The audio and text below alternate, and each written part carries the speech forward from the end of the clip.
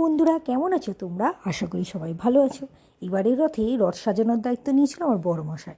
সে এবারে খুব এক্সাইটেড নিজের ছেলের রথ সাজাবে বলে।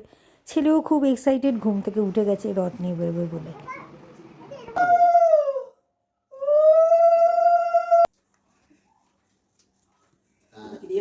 না না, ছাকা লেগে যাবে।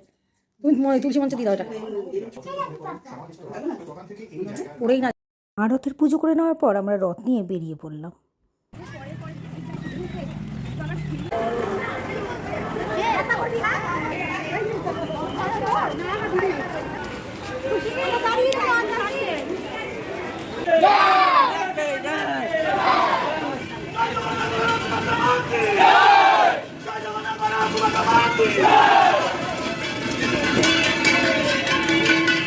দিয়ে বাড়ি ফেরার পথে রাস্তায় বড় রথটা দেখে ছেলে তো ভীষণ আনন্দ পেল, সাথে আমিও।